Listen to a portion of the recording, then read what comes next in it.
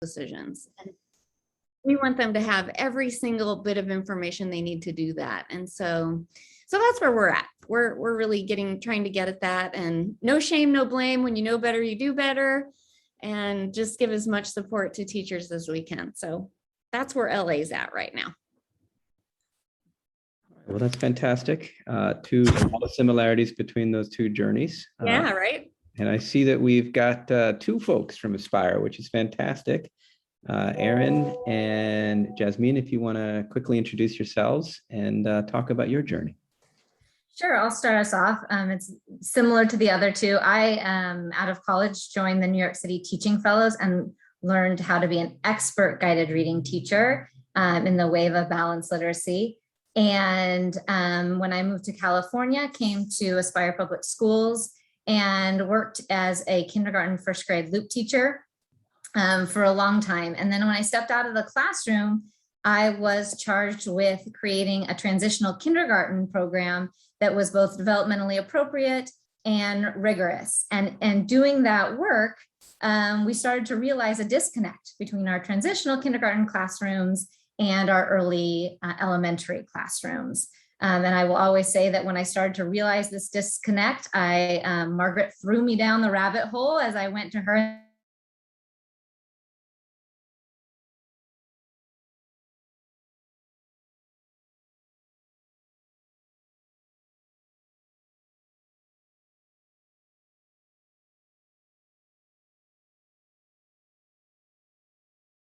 I'm excited to share the journey of changing over to a knowledge-based curriculum at Aspire with our 6 schools in the Bay Area and anchoring in foundational skills instruction block and differentiated small group instruction based on the science of reading and what each individual student needs. And I can share that perspective from the district level or supporting 6 schools, but I don't think that's a complete story without hearing it from coaching teachers and being at the site level. And so with me today is Jasmine Tao. She's one of our amazing assistant principals, and I will let her introduce herself. Hi, so I'm Jasmine Tao. Like Erin said, I'm an assistant principal at an Aspire school in Oakland. And I would say similar to what the other panelists have said, my experience and my training was similar in terms of getting really good at balanced literacy. But even going back further than that, my own childhood and my own instruction, I didn't learn how to read at school. I went into kindergarten knowing how to read. My parents ordered, for my fellow 80s folks, Hooked on Phonics off the TV, but my parents also had a ton of kids and so didn't have time to help me with it. They gave me the kit and somehow I figured it out. But growing up in Chicago, this was the whole word era of learning. So I don't remember ever doing a phonics song or learning. The first time someone said like sound spelling patterns, I was probably 23 in my first classroom. And so many folks have seen that pyramid of like, who can do it without the code, who can't. I was definitely at the top of that pyramid. So I was that much further from understanding what my students needed. And I think it's important to name that balanced literacy, like it's not impossible to have success with balanced literacy. I definitely had kids who learned to read and had and were able to decode accurately, but we're not taking the like research-based systematic way. And so we're winding through the woods, trying to figure it out. And there actually is a way, and the research isn't new. But I think as a site leader, I think it's important to be honest with folks about like where I started and where I've ended up, and to affirm and validate folks' concerns and fears. No one wants to hear what you've done for the past 5 years was useless, especially as hard as our teachers work, as under-resourced as many of our schools are. And so really, I think it was Leslie who said, when you know better, you do better. That's the lens we want to take, not shaming or blaming our folks for what they've done. So why don't we move from that particular point that you just made, and I'm going to throw out a few questions. I remember as a young teacher, and it was always, I thought, kind of odd that I entered California during the whole language period, that I was trying to teach kids with dyslexia how to read without having access to any type of toolkits on phonics, phonemic awareness. but there was a very strong sense that if I used that, I was doing something wrong in my school, right? In fact, my principal had to sneak me one of those kids under the table. And as a result, I was able to teach kids to read. There's a kind of an ideological bent sometimes to this work that happens in schools. How do you get around that? And what is it? What kind of techniques do you typically use to try to impact that? And Jasmine, maybe you could start because you were the last speaker. Sure. So I would say before you can approach ideology, you have to approach relationships. I think this is, heart and soul work, and everybody is in it, especially in our current conditions, because they want to do right by kids.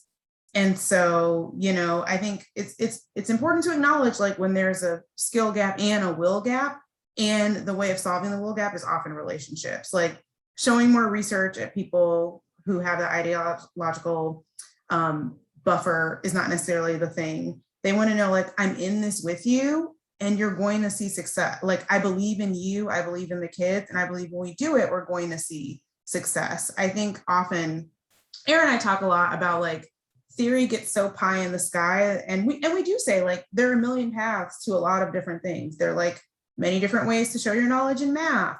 There are many different ways to effectively manage a classroom. And it feels jarring to say, but wait, no, there is a way for reading. And so naming that dissonance is important. And I'll pass it over to you if you want to add anything, Erin. No, I lots think of conversations. I think you nailed it. I think you nailed it. I can't add anything there. Margaret, I actually saw you doing this a few years back in Oakland Unified in working with a group of teachers. How did you make that transition, and what did it take? Well, I think just to add on to what Jasmine was saying, it does not take the "you're wrong and let me tell you all the reasons why you're wrong." That approach doesn't work. Also doesn't work to be like, "I'm right and let me tell you all the reasons why I'm right." That one doesn't work either. But what does work is to really dig in with teachers about what they're wondering about. Like, I've had really powerful conversations about why is it called decoding? Like, that means that there's actually a code. Like, what do you know about the code? Like, what have people explained to you about how the letters in our alphabet reflect the speech sounds of our language? And really kind of coming at it from, what have you been wondering about?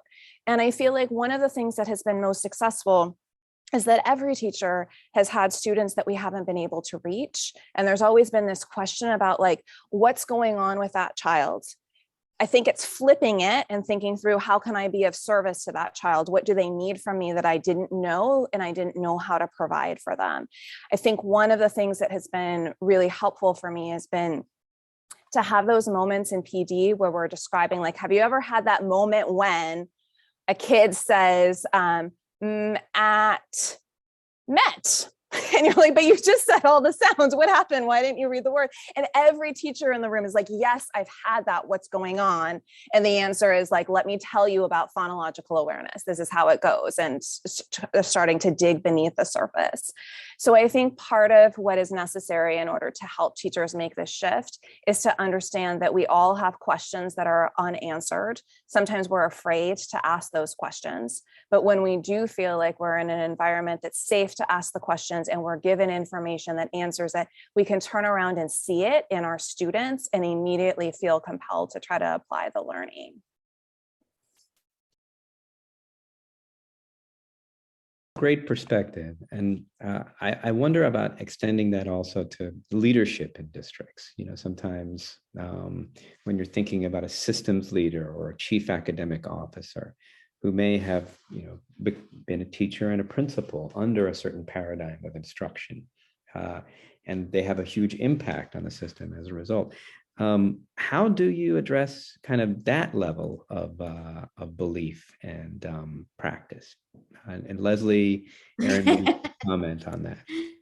Well, I would say it's similar. I mean, district leaders are teachers at heart most of the time. And so I would say that you approach it the same way, with relationships, with conversations, with questions, with what's working, what's not working. Or, if you look at your own data, we start with data points a lot. Like, what is our data telling us about how our kids are doing with reading?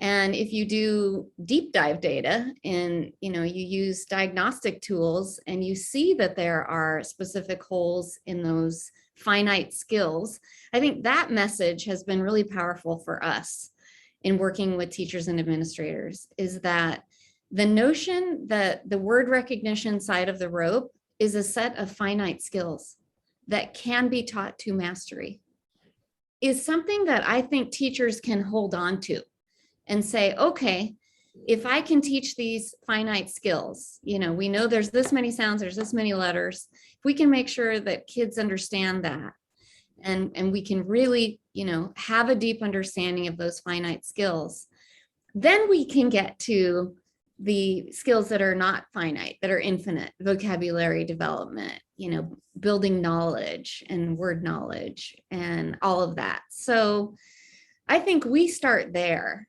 We have conversations around, what is your data telling you?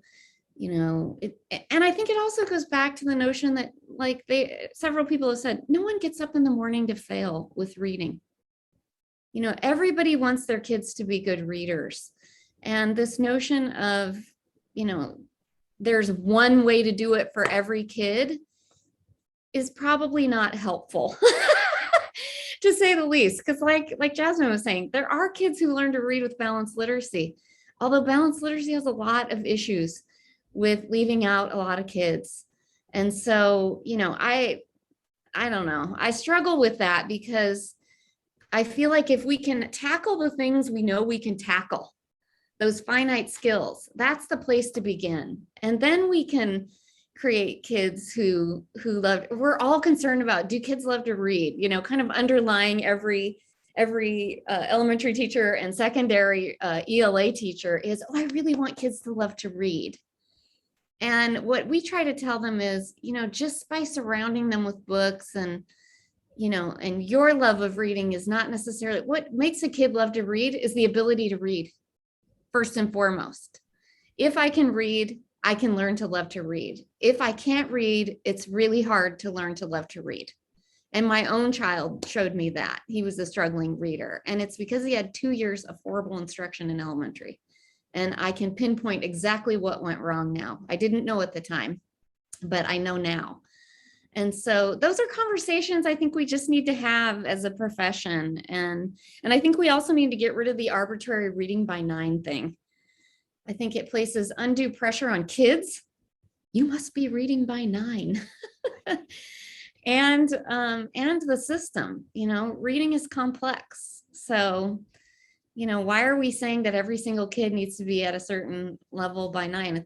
It's not developmentally appropriate. Kids learn at different paces. So it's not to say that we let ourselves off the hook if they're not reading by 9. That's the problem, is that we've kind of let ourselves off the hook. After 9, grades 4, 5, 6, and beyond, we kind of stop with linguistics and multisyllabic decoding and kind of, some of those higher level skills when it comes to word recognition. So anyway, I could go on and on forever, but I won't. So those are some of the places that we start with readers.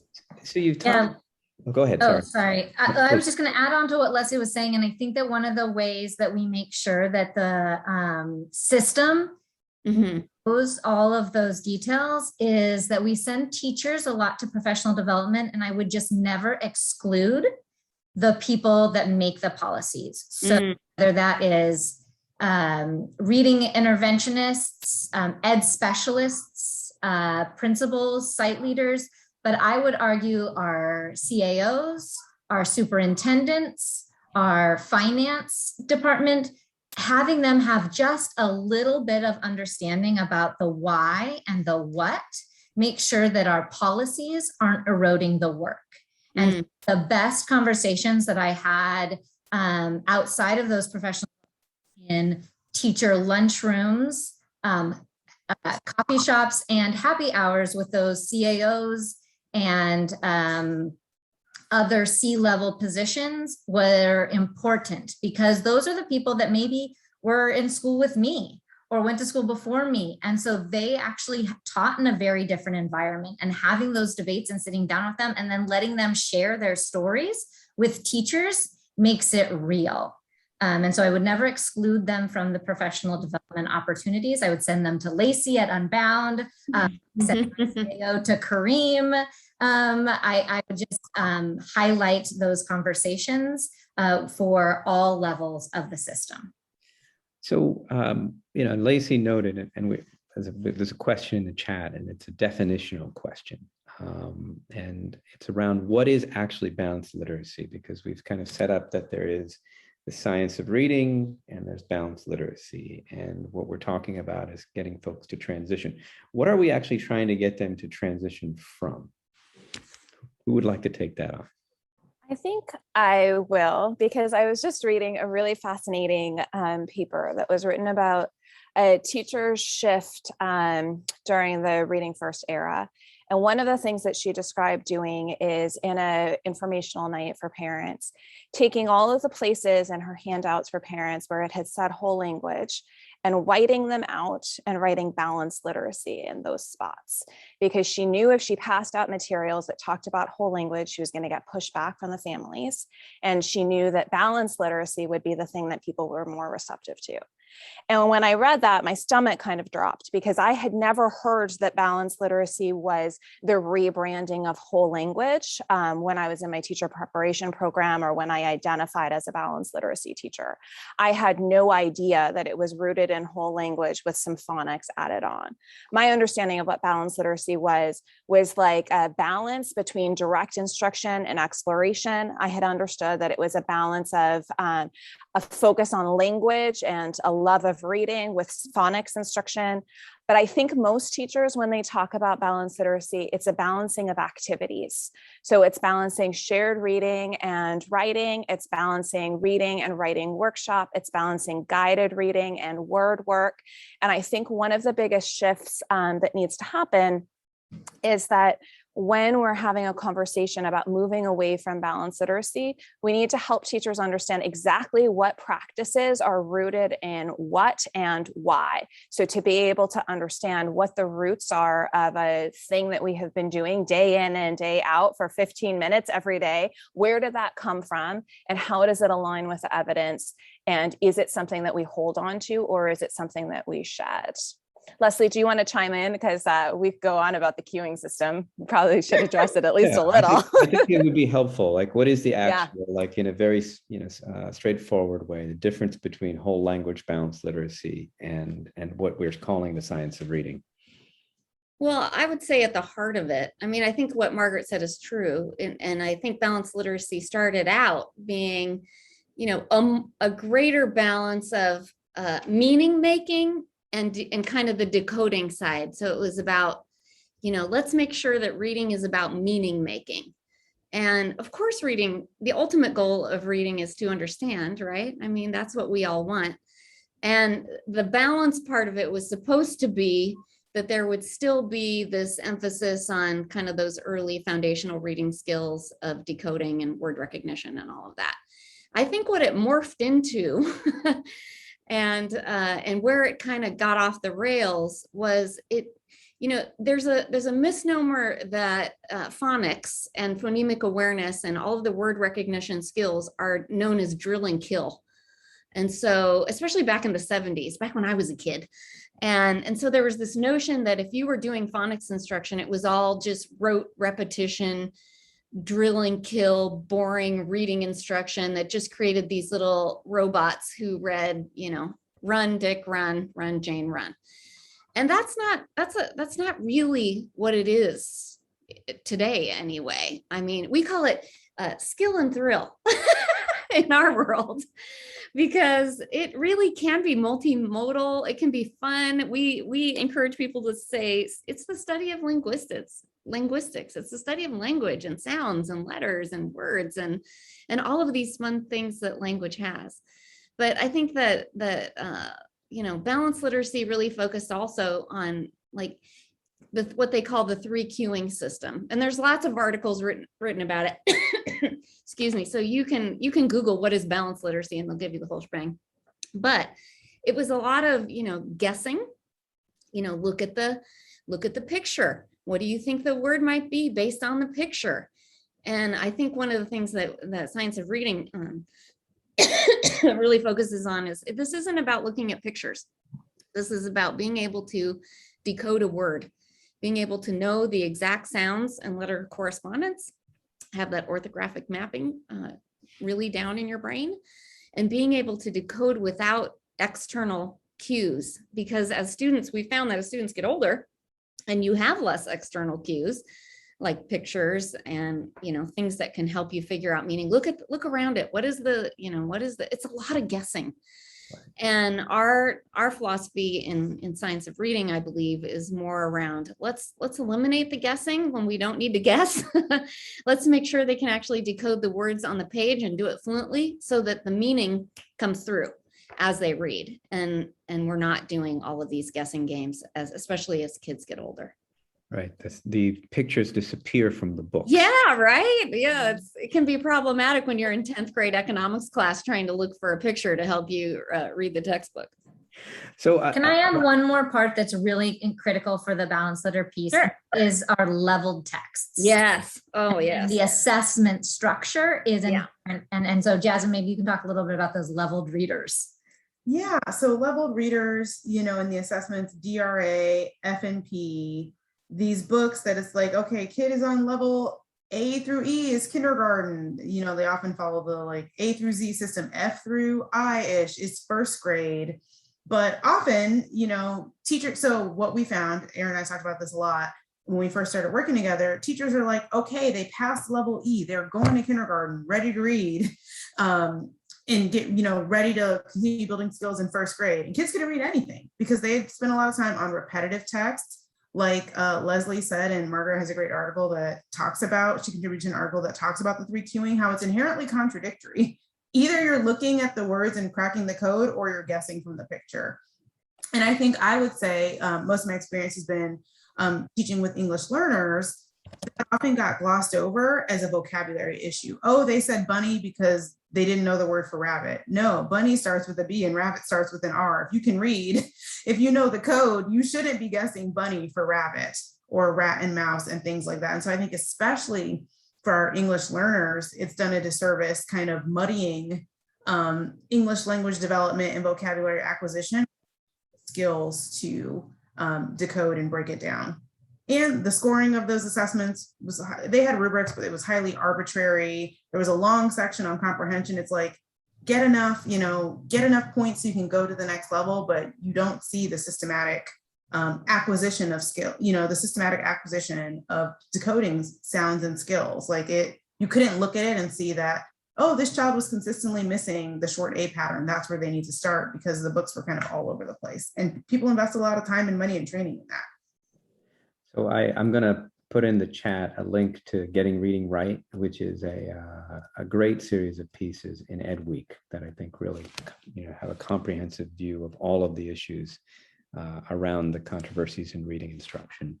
One final question, and I'm pleased, folks, you're all fantastic educators and thinkers, and I would love to hear your questions for this great panel that we have.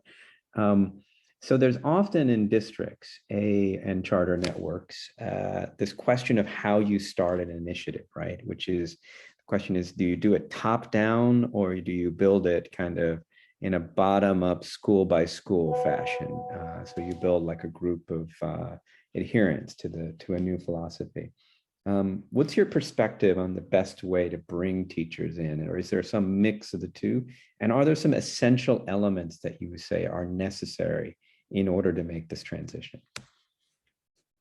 I can start on this one. We built an initiative here at the county office in LA, because if you wait, I say you build it wherever you can build it and however you can do it.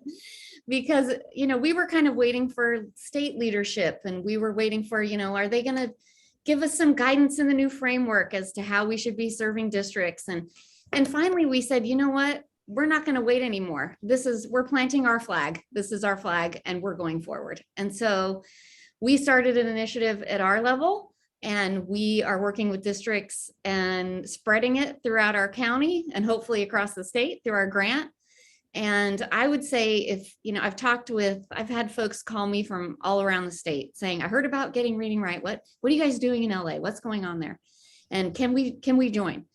And, and there's one specific person that I think of in our current cohort who reached out to me and said, I don't know what to do. I'm in this balanced literacy school. Our scores are atrocious.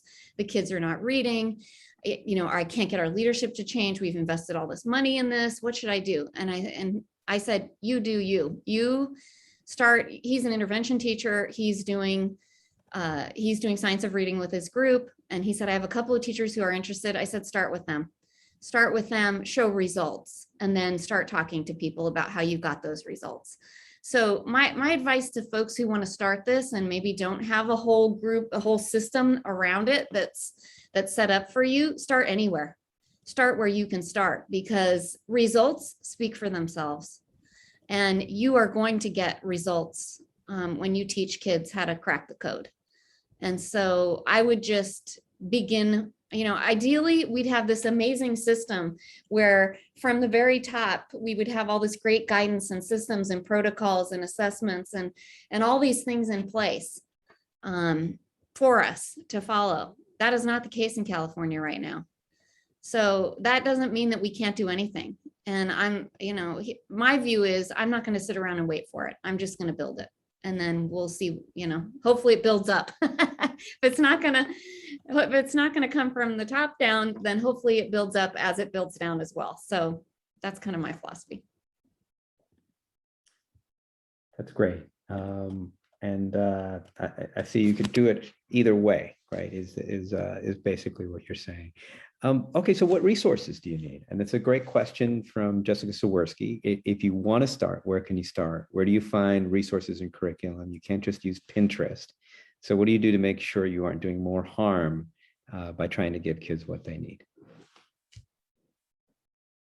I feel like one of the things that was really helpful for me was I had the privilege of being able to spend time just learning about how skilled reading develops and learning about what effective instructional practices are most likely to work for most students. And because I came at it from a building my own teacher knowledge angle, it gave me a critical lens to look at curriculum. And I think one of the things that can happen is if we try to jump to curriculum first, what ends up happening is we adopt the things that are familiar. We adopt the things that look like they would be a good idea. And usually that's based on our existing knowledge base. And teachers learn a whole lot about how to teach reading from our materials. So if we adopt problematic materials, we end up inculcating some problematic ideas about how reading develops and what instruction should be happening. So I suggest going the opposite way. I suggest focusing on understanding how the brain learns how to read, how students acquire that skill, what instruction is necessary, diving more into focusing on what the power is behind direct instruction and why that's so helpful for so many kids. And then get an opportunity to look at a variety of curriculum and see what ideas about how reading develops are presented in that curriculum. So we can look at resources like Ed Reports, for example, and we can find curriculum that is listed as all green, and we can open up those programs and see like, wait, they're saying some kind of problematic things about how reading develops. This may be our best bet to use because there may not be something better out there right now for us, but we have to be conscientious consumers of this curriculum. We need to know what lessons we're going to skip. We need to know what lessons we're going to put our emphasis on. We need to know what we might need to supplement or what we might need to shed. Erin, Jasmine, what would you add to that? I was trying to think. I totally agree that coming at it wherever you can is really important. I say that I'm building an army because I can't be in all schools and all at any time. And so those conversations that we've had are really important. And then I think that I would add that professional development for the teachers, we did it with CRLP, and that George is somewhere in this. Also, but the work we did with principals and admin and reading specialists the year before allowed us to have those conversations around what curriculum was, because once we knew that we needed to make changes, our principal team wanted to do it really quickly of like, what's the next thing?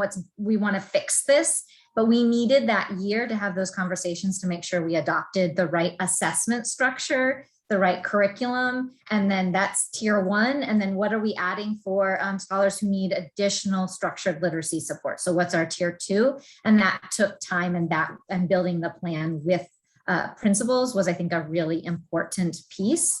And they had a lot of questions. So Margaret's right, putting the materials in front of principals and letting them look at it and letting them align to the 3 queuing system, finding parts that align to the 3 queuing system. Even after I know last summer, when the reopening, everyone thought was going to be really hard, and it was harder than we ever imagined it was going to be.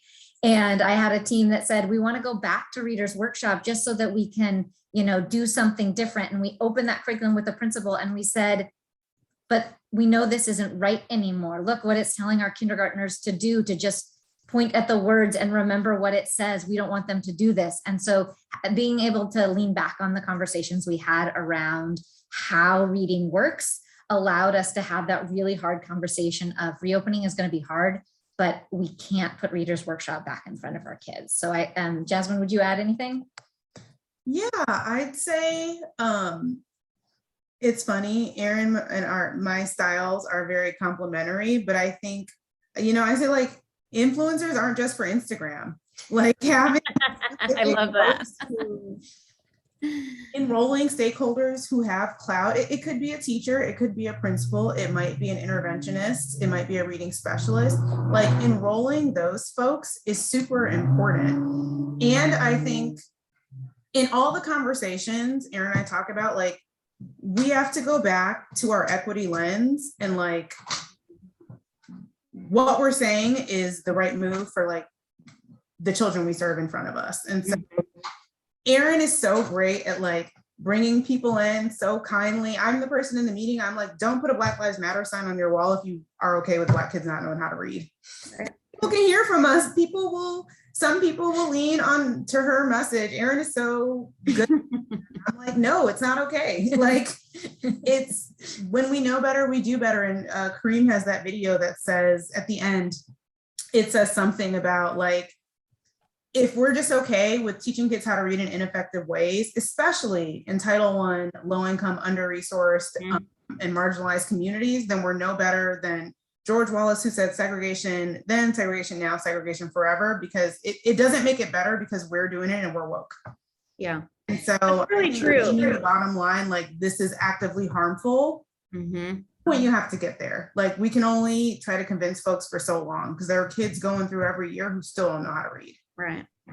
Well, and it goes back to Emily Hanford's article about how as a country, we've accepted it, that 50% of our kids don't read well.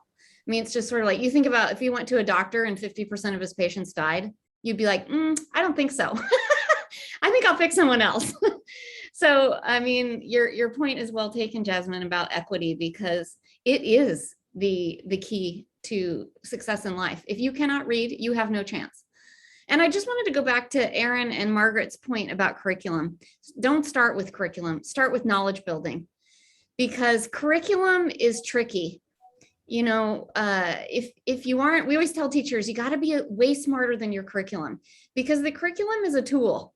It's not how you teach reading. It's a tool to teach reading. And as a teacher, you really need to understand how to address each kid's specific need. And the curriculum is a way to do that. But yesterday, we were doing a training on phonemic awareness, and we were showing the Wonders, a page out of Wonders. It's a 16-page reading lesson. And the phonemic awareness activity was about this much of the 16 pages of an entire lesson. And we thought, okay, since 80% of kids who struggle with reading have phonemic awareness issues, and this is how much was in the book to help you.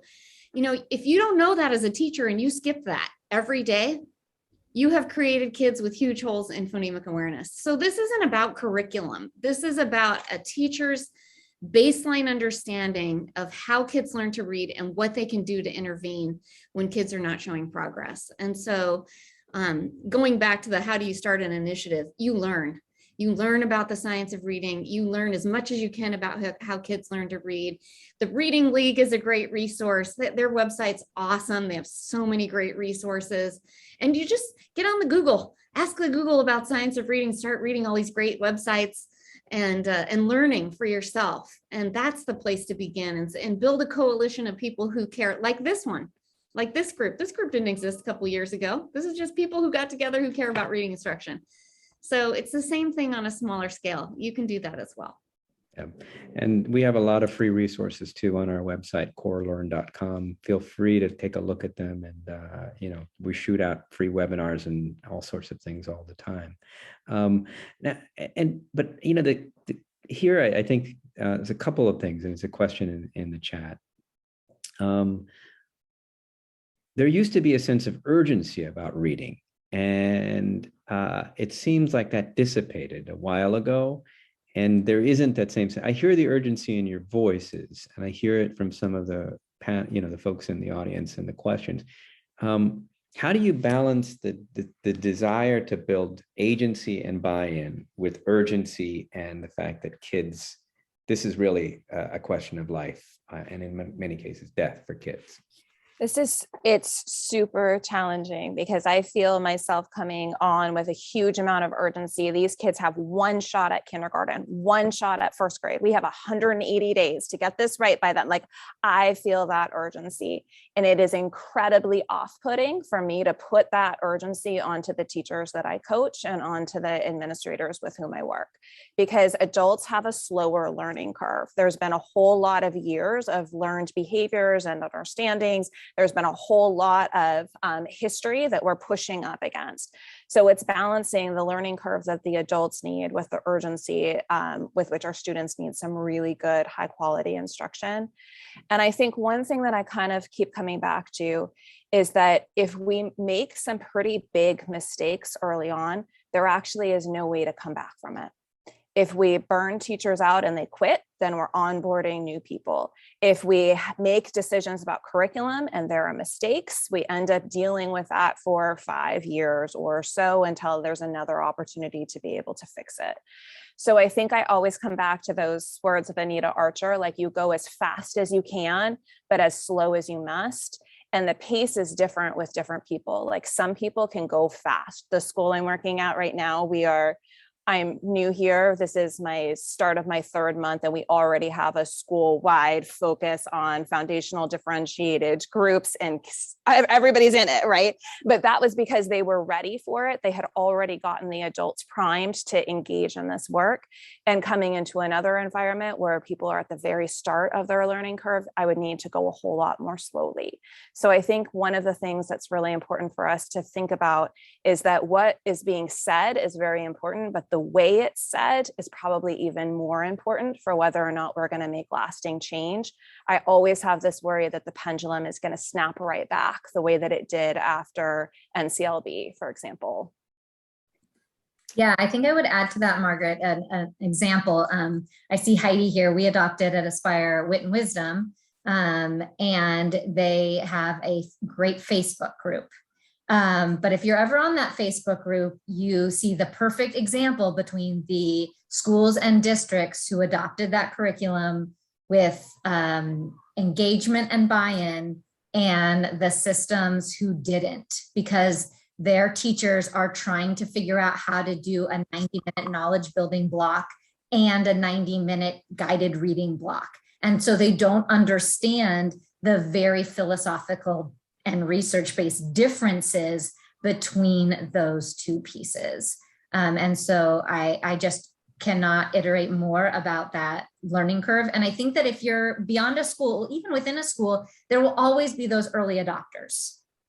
I don't know what you called them, with the Instagrammers. I'm not that cool, but there'll always be those early people, and finding them and letting them try it out quickly and early will help your system grow. Margaret and I found each other because however many years ago, I was tasked with something and she was at school at a reading specialist. And I was like, I heard you talk at a thing, let's go figure this out. And then we try and meet monthly. We went to Plain Talk together and we sat on the couches and tried to figure out what the presenters were telling us. So finding that group of people who you can sit around and learn with, and then finding the teachers in your systems that can be your implementers and that you can go sit and watch and see how it's working will help you have the data in order to spread the knowledge. Yeah, and I'd add, I think people are mentioning a lot, like auditing your systems. Like, are we talking about this in ongoing PD? Are we providing people with materials? I think it can feel, depending on your personality type or experience, it can feel more comfortable to like, I need to come in and convince you. But that like shifts the power to like what students need, to what this, sorry, my computer died, so I'll scoot over next to Aaron. My computer died, kick me out. It shifts the balance in ways that are not equitable. Like it shifts the balance to adult satisfaction, which is not okay. And so when you build a system for, we're doing this in the PD, we're meeting this training, we're building your knowledge, we're supporting you to get it set up, then that's the track the train is on. You know, it just, I said at the beginning, like teaching is such heart and soul work. And there's something about when you have and I know it's different now during the pandemic, when you have like a well-resourced in terms of people power and resource school, it's totally possible. And I think when people are resistant, often it's like, I'm just scared. No one's going to say, I'm okay with all these kids who don't know how to read. They're just scared and want the supports. And I see there's questions in the Yes, chat. we have 3 questions. We have several questions in the chat, but we don't have very much time. So I'm going to throw them all out and see if folks want to answer them. One is around pre-K and how do you start in pre-K? The second is, what do we do about colleges of education and the lack of effective preparation? And the third one is actually the last couple are also around the universal pre-K, TK work that's happening in California. I think for pre, I'm looking at Aaron because this is kind of where we bonded a bit. When we started realizing that the work that we were focusing on in transitional kindergarten wasn't being supported in kindergarten, that's when we realized we had a primary grade reading issue. So when we focus on kids need to know letter names and letter sounds, they need to be able to have phonological awareness, they need oral language, but then we put them in leveled readers in kindergarten where they're not using any of those prerequisite skills. That's why we were able to see the flaw in balanced literacy. I think it also starts the conversation of why are we teaching these things and how are they connected to skilled reading? And that prompts a whole lot of really good professional learning. I would also add that, and it kind of gets at both of these questions. So we often don't teach 4th, 5th, and 6th grade teachers how to teach reading. And elementary teachers move grade levels quite a bit. You know, you have a shift and you have half your staff leave for whatever reason, as we saw during COVID, and it's continuing to happen. And if you have, I have a teacher who's in our program right now.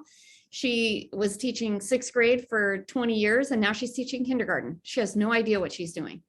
She does not know how to teach kindergarten at all. And she's really struggling. And it's not for lack of a will at all. It's just she was not prepared to do that. And so it gets at teacher prep programs. And some of this has to be through policy.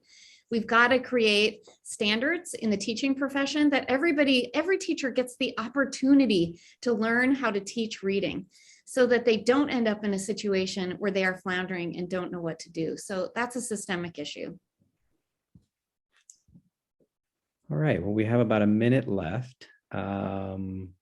Any other points that the panelists wanted to make around teacher education, and in particular, how do you address the unprepared teachers that are coming into your schools and systems? Is there a way to get to that quickly? PD and coaching. And coaching is essential anyway. In my view, coaching is like the bullet. You want to have a really good implementation of a reading program, you need coaches. We need people to help us. We need models. We need people to teach side by side with us and help us figure it out.